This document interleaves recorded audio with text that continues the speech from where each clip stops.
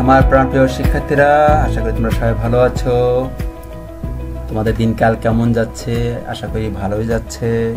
মানে যা আমি প্রশ্ন করছি সব উত্তর কিন্তু আমি দিয়ে দিচ্ছি, তাই না?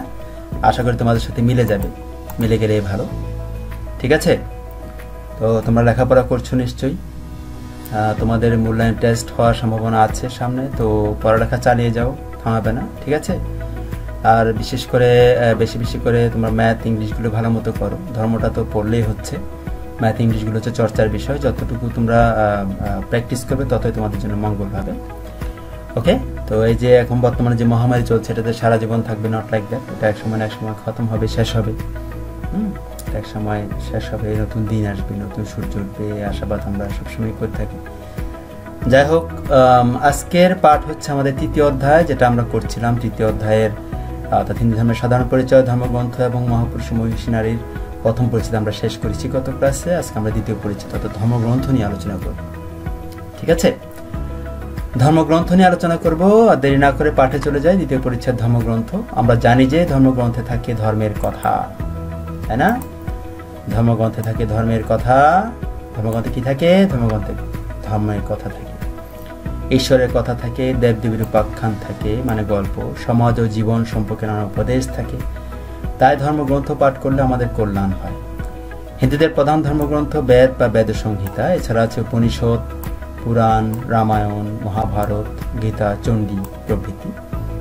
এর আগে আমরা রামায়ণ ও মহাভারত সম্পর্কে জেনেছি। এখন জানবো বেদ সংহিতা, ব্রাহ্মণ, আরণ্যক, উপনিষদ, পুরাণ, গীতা সম্পর্কে। এই বিষয়ে আমি আরও একটা ক্লাস এর আগে হয়তো নিয়েছিলাম, ঠিক আছে? তো সেই ক্লাসটাও চাইলে পুনরাবৃত্তি করতে পারতাম, কিন্তু আমি চাচ্ছি নতুনভাবে আর একটু তোমাদের এই বিষয়ে জানানোর জন্য। যেটা গ্যাপ গিয়েছে এই ক্লাসে, সেটা হয়তো এই ক্লাসে ফিল আপ হবে, তাই। ওকে, তো যাই হোক, আমি আগেই বলেছিলাম তোমাদের যে আমাদের ধর্মগ্রন্থ কিন্তু অনেক। বেদ হচ্ছে প্রধান ধর্মগ্রন্থ, যদিও প্রত্যেকের বাসায় বেদ নেই, থাকা দরকার ছিল। এটা অ্যাভেলেবেল না। এটা মানে আমাদের ধর্মে আমি একটা জিনিস বুঝি না, তোমরা হয়তো যেটা ফলো করতে পারো বা তোমরা হয়তো বড় হচ্ছে, তোমরা হয়তো জানো বিষয়টা। আসলে আমাদের ধর্মের মধ্যে একটা জিনিস দেখলাম, যেটা আসলে পাওয়া যায় না, সেটাই সবার কাছে যে কেমন জানি পাথের বস্তু হয়ে দাঁড়ায়। তো যেটা প্রধান জিনিস সেটা থাকাটা উচিত না, ঠিক সেই টাইপের একটা ব্যাপার এখানে রয়ে গেছে। যাই হোক, তো এখন আমরা জানবো আজকে বেদ সংহিতা, ব্রাহ্মণ, আরণ্যক, উপনিষদ, পুরাণ এবং গীতা সম্পর্কে। বেদ সংহিতা হচ্ছে, বেদ হচ্ছে ঈশ্বরের বাণী। বিভিন্ন মুনি ঋষি এই বাণী সমূহ দর্শন করেছেন, সেগুলো লিপিবদ্ধ করে সংহত করেছেন, তাই এর নাম হয়েছে সংহিতা বা বেদ সংহিতা। বেদ প্রথমে একখানায় ছিল, পরে ব্যাসদেবের মন্ত্রগুলোকে 4 ভাগে ভাগ করেন, ফলে বেদ হয়ে যায় 4টি। 4টি বেদ হল ঋগ্বেদ সংহিতা, যজুর্বেদ সংহিতা, সামবেদ সংহিতা এবং অথর্ববেদ সংহিতা। অর্থাৎ ঋগ্বেদ, যজুর্বেদ, সামবেদ এবং অথর্ববেদ, এই 4টি বেদ। ঠিক আছে, তো ঋগ্বেদে কি রয়েছে? আসলে ঋগ্বেদ সংহিতা রয়েছে দেবতাদের স্তুতি ও প্রার্থনামূলক মন্ত্র। দেবতাদেরকে স্তুতি করার জন্য বা আবাহন করার জন্য যতগুলো মন্ত্র রয়েছে, প্রার্থনামূলক মন্ত্র, সবগুলো রয়েছে ঋগ্বেদ সংহিতায়। এবং এগুলো পদ্যে রচিত এক ধরনের কবিতা। ঠিক আছে, তোমরা বিভিন্ন মহাভারতের উপাখ্যানগুলো যদি, কাহিনীগুলো যদি দেখো, সেখানে এই ঋগ্বেদের মন্ত্রগুলো পাঠ করে পদ্যে একদম সুর করে গেয়ে কিন্তু যজ্ঞ করা হয়, যজ্ঞে আহুতি দেওয়া হয়, তাই না? এই ধরনের কিছু মন্ত্র দেখতে পাবা। ঠিক এই ধরনের মন্ত্রগুলো হচ্ছে ঋগ্বেদ সংহিতা, সেখানে দেবতাদের প্রার্থনামূলক মন্ত্র রয়েছে। যজুর্বেদ সংহিতা হচ্ছে এতে যে মন্ত্রগুলো রয়েছে সেগুলো যজ্ঞের সময় উচ্চারণ করা হয়। আমি আগে বলেছি, যজুর্বেদ হচ্ছে যজ্ঞের মন্ত্র, যজ্ঞের সময় যে মন্ত্রগুলো উচ্চারণ করা হয়, এগুলো মূলত পদ্যে, এক ধরনের পদ্যে রচিত। সামবেদ সংহিতা হচ্ছে এই মন্ত্রগুলো গানের মতো, এগুলো গান গেয়ে বলা হয় এবং দেবতাদের উদ্দেশ্যে এগুলো সুর দিয়ে গাওয়া হয়, কিন্তু একটা বিশেষ সুর রয়েছে। অথর্ববেদ হচ্ছে এতে চিকিৎসা বিজ্ঞান, বাস্তুবিদ্যা মানে গৃহনির্মাণ বিজ্ঞান ইত্যাদি সহ জীবনের অন্যান্য বিষয় সম্পর্কে আলোচনা করা হয়েছে। ঠিক আছে, আমরা যে তুলসী পাতা খেলে কি হয়, কাশি ভালো হয়, হ্যাঁ, অ্যালোভেরা অর্থাৎ ঘৃতকুমারী, এগুলো খেলে যে তোমার কাশি ভালো হয়, সর্দি ভালো হয়, ঠিক এই বিষয়গুলো। এবং এই যে বাস্তুবিদ্যা, গৃহনির্মাণের যে ব্যাপারগুলো, কোথায় কিভাবে করে ঘর নির্মাণ করতে হবে, কোথায় ঘর কোন কোণা দিয়ে কিভাবে করে, এই নানান সম্পর্কে এগুলো হচ্ছে অথর্ববেদ সংহিতা রয়েছে। বেদের এক নাম হচ্ছে শ্রুতি। শ্রুতি অর্থ হচ্ছে কি, যে অতীতে শিষ্যরা গুরুর কাছ থেকে শুনে বেদ মনে রাখতেন। ঠিক আছে, তখন তো খাতা বই পুস্তক এগুলো ছিল না, তাই এর এক নাম হচ্ছে শ্রুতি। বেদের দুটি অংশ রয়েছে, একটা হচ্ছে মন্ত্র আর একটা হচ্ছে ব্রাহ্মণ। ঠিক আছে, মন্ত্র হচ্ছে বেদের যে অংশ পদ্যে রচিত এবং বিভিন্ন দেবতার প্রশংসা স্তুতি ও প্রার্থনা করা হয়েছে তাকে মন্ত্র বলা হয়েছে। যেমন ঋগ্বেদের শ্লোকসমূহ হচ্ছে মন্ত্র, ঠিক আছে। বেদের যে অংশ পদ্যে রচিত এবং বিভিন্ন দেবতার সেখানে প্রশংসা করা হয়েছে, স্তুতি প্রার্থনা করা হয়েছে, সেগুলো হচ্ছে মন্ত্র। আর ব্রাহ্মণ হচ্ছে যে অংশে মন্ত্রের ব্যাখ্যা করা হয়েছে এবং যজ্ঞে মন্ত্রের ব্যবহার সম্পর্কে আলোচনা করেছে তাকে ব্রাহ্মণ বলে। তাহলে বুঝতে পারছো ব্রাহ্মণ মানে যা আমাদের পূজা পার্বণ যারা করে তারা কিন্তু ব্রাহ্মণ না, অ্যাকচুয়ালি তারা হচ্ছে পুরোহিত, ঠিক আছে।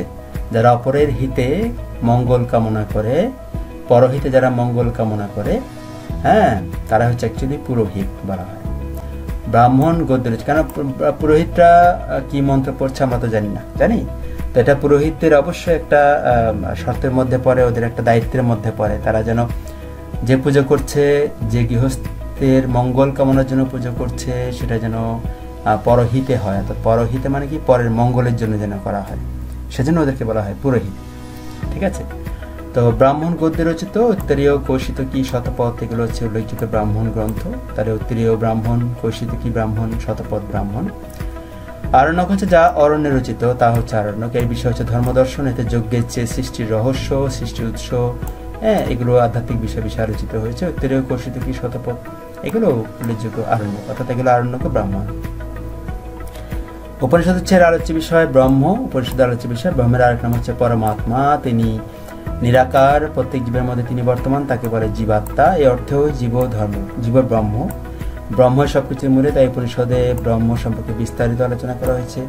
ঈশ, কেন, শ্বেতাশতর, বৃহদারণ্যক, এগুলো উল্লেখযোগ্য উপনিষদ। ঈশোপনিষদ, কেন উপনিষদ, শ্বেতাশতর উপনিষদ, বৃহদারণ্যক উপনিষদ।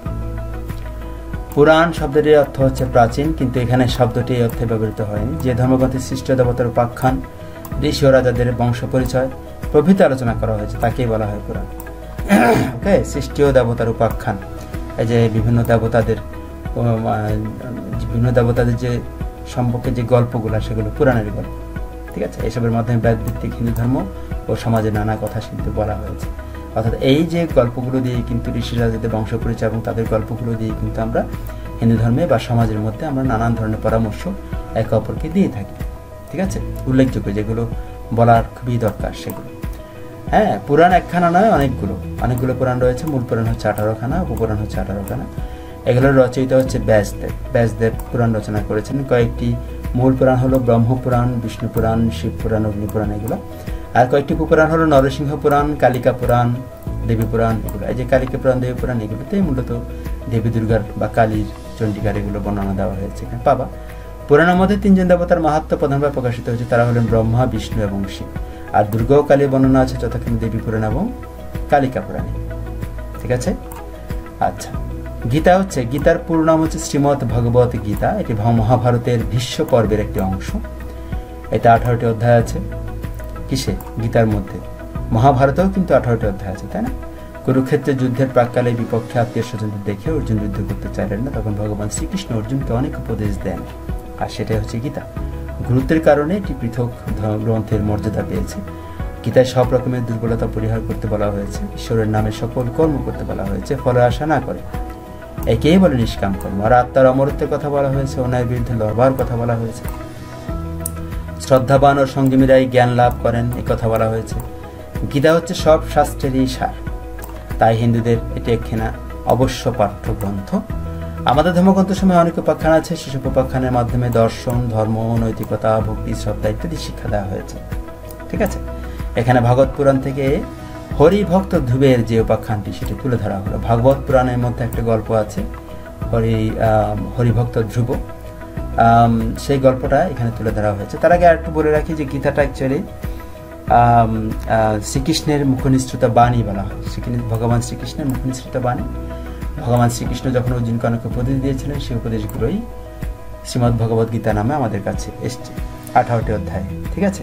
এখন প্রশ্ন হচ্ছে, অ্যাকচুয়ালি কি আসলে শ্রীকৃষ্ণ অর্জুনকেই শুধু এই উপদেশগুলো দিয়েছিলেন? Obviously not.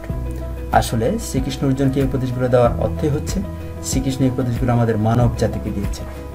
এই উপদেশগুলো আমাদের মানব জাতিকে সৃষ্টির রহস্যকে জানার জন্য, মানব জাতিকে সৃষ্টির যে কদর সেটা করার জন্য, এবং আমাদের সৃষ্টি কেন হয়েছে, অ্যাকচুয়ালি আমাদের জন্ম কেন হয়েছে, আমরা কেন পৃথিবীতে আসলাম, সেই রহস্যগুলো জানার জন্য কিন্তু শ্রীকৃষ্ণ অর্জুনকে এই উপদেশগুলো দিয়েছিলেন এবং সেগুলো আমাদের জন্য।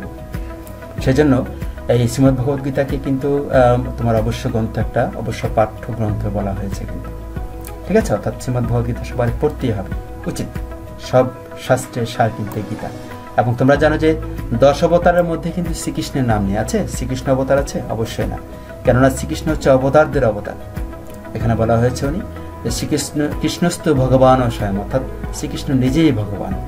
হ্যাঁ, তিনি তার কোনো অবতারের প্রয়োজন নেই, তিনি প্রত্যেকটা অবতারই তার নক্ষত্র, অর্থাৎ প্রত্যেকটা অবতারে আসছে তার কারণে, ঠিক আছে। তার মধ্যে দিয়ে প্রত্যেকটা অবতারের সৃষ্টি। সেজন্য শ্রীকৃষ্ণকে তোমার সকল অবতারের অবতার বলা হয়, ঠিক আছে। ওকে, উনি কিন্তু অংশাবতার নয়, উনি কিন্তু পূর্ণ অবতার। শ্রীকৃষ্ণ হচ্ছে পূর্ণ অবতার, একদম পূর্ণাঙ্গ একটা অবতার হচ্ছে শ্রীকৃষ্ণ। যাই হোক, তো আমরা হরিভক্ত ধ্রুবের উপাখ্যানটি পড়ি। অনেককাল আগের কথা, উত্তানপাদ নামে এক রাজা ছিলেন। তার ছিলেন 2 রানী, সুনীতি ও সুরুচি। সুনীতি ছিল বড়, সুরুচি ছিল ছোট। সুনীতি পুত্র ছিল ধ্রুব, সুরুচি পুত্র ছিল উত্তম। ছোট রানী সুরুচি ছিলেন রাজার প্রিয়, তাই তার প্রতি উত্তম পিতার কাছে বেশি আদর পেত। অর্থাৎ ছোট রানীর ছেলে আর কি, উত্তম। একদিন উত্তম পিতার কোলে বসে আছে, তাদেরকে ধ্রুব পিতার কোলে উঠতে চায়। ঠিক সে সময় সুরুচি এসে বাধা দেন। এতে ধ্রুব খুব কষ্ট পায়। সে কাঁদতে কাঁদতে মায়ের কাছে গিয়ে সব বলে দিল। আর মা তাকে সান্ত্বনা দিয়ে বললেন যে, কেঁদো না, হরিকে ডাকো, তিনি তোমার সকল কষ্ট দূর করে দেবেন। ধ্রুব মাকে খুব শ্রদ্ধা করতো, তাই মায়ের আদেশ অনুযায়ী সে হরিকে ডাকতে লাগলো। একদিন সে সবার অলক্ষ্যে, অর্থাৎ সবার অজানায়, মানে সবাই জানতে না পারার মতো এরকম সবার অলক্ষ্যে বাড়ি থেকে বের হয়ে গেল। পথে যাকে দেখে তাকেই হরির কথা জিজ্ঞেস করে যে, আপনি হরিকে চিনেন কিনা, হরি কোথায় থাকে। এভাবে হরিনাম করতে করতে সে এক গভীর বনে ঢুকে পড়লো। তার মুখে হরিনাম শুনে বনের পশুরাও হিংসা ভুলে গেল, অর্থাৎ তাকে আক্রমণ করার কথা ভুলে গেল। ধ্রুব একমনে হরিকে ডেকেই চলেছে, অন্য কোনো দিকে তার কোনো খেয়াল নেই। তার একমাত্র লক্ষ্য শ্রীহরির সাক্ষাৎ লাভ করা। ধ্রুবের একাগ্রতা দেখে শ্রীহরির মন গলে গেল। তিনি ধ্রুবের কাছে এসে দেখা দিলেন এবং বললেন যে, ধ্রুব, তোমার তপস্যা আমি মুগ্ধ হয়েছি, তোমার মনোবাঞ্ছা পূর্ণ হবে, তুমি বাড়ি ফিরে যাও। ধ্রুব ভক্তি বলে শ্রীহরিকে প্রণাম করলো। শ্রীহরি বৈকুণ্ঠে ফিরে গেলেন। ধ্রুব বাড়ি ফিরল। রাজা উত্তানপাদ 2 হাত বাড়িয়ে তাকে কোলে নিলেন। বড় হলে ধ্রুবকেই তিনি রাজা করলেন এবং মৃত্যুর পর ধ্রুবের স্থান হলো ব্রহ্মাণ্ডের সর্বোচ্চ স্থান ধ্রুবলোকে। তাহলে ব্রহ্মাণ্ডের সর্বোচ্চ স্থান হচ্ছে কি? ধ্রুবলোক। সেই ধ্রুব থেকে ধ্রুবলোক আসছে। ধ্রুব উপাখ্যান থেকে আমরা এই নৈতিক শিক্ষা পাই যে পিতামাতাকে শ্রদ্ধা করতে হবে, কারোর সঙ্গে বিবাদ করা উচিত নয়, ভগবানকে ভক্তি করতে হবে, কোনো কিছু চাইলে একাগ্র মনে চাইতে হবে, তাহলে নিশ্চয়ই তা লাভ করা যাবে। আর এই শিক্ষা আমরা সবসময় মনে রাখবো এবং জীবনে পালন করবো, ঠিক আছে। ধ্রুব উপাখ্যান থেকে আমরা যে শিক্ষা পাই সেই শিক্ষা আমাদের সারা জীবন পালন করা উচিত। যে পিতামাতাকে শ্রদ্ধা করতে হবে, কারোর সঙ্গে ঝগড়া বিবাদ করা উচিত না, ভগবানকে ভক্তি করতে হবে এবং কোনো কিছু চাইলে সেটা একাগ্র মনে চাইতে হবে, অর্থাৎ এক মনে চাইতে হবে, তাহলে সেটা অবশ্যই তুমি লাভ করতে পারবে, ঠিক আছে। তো যাই হোক, আমরা অনেকক্ষণ পড়লাম চ্যাপ্টারটা এবং অনেকক্ষণ দেখলাম, আমরা অনেক কিছু জানলাম। আশা করি সেগুলোকে আবার রিভিশন দিবা, প্রয়োজনীয় ভিডিওটা আবার তোমরা রিওয়াইন্ড করে দেখে নিতে পারো, ঠিক আছে। তো আজ এই পর্যন্তই। আমরা আগামী ক্লাসে 3য় পরিচ্ছেদ নিয়ে আমরা আলোচনা করার চেষ্টা করব, ঠিক আছে। তো সে পর্যন্ত তোমরা ভালো থেকো, সুস্থ থেকো। আর আমি বাড়ির কাছে হিসেবে অধ্যায়ের সব প্রশ্নগুলো পরবর্তীতে একসাথে দিব বিদায়, আমি কিন্তু এখন আর দিচ্ছি না, ঠিক আছে। আগে পরিস্থিতিটা দেখি কেমন, যে তোমাদের প্রশ্নগুলো প্রয়োজন আদৌ পড়ছে কিনা। যদি প্রয়োজন পড়ে, তোমরা তো অলরেডি জানো প্রশ্নগুলো কেমন হবে, তখন আমি সবগুলো প্রশ্ন একসাথে দিই, ঠিক আছে। তো যাই হোক, তোমাদের সাথে পরবর্তীতে আবারও দেখা হবে। তো সে পর্যন্ত তোমরা সবাই সুস্থ থাকো, ভালো থাকো, নিরাপদে থাকো। অবশ্যই অনেক কাজ ওকে, থ্যাংক ইউ অ্যান্ড টাটা।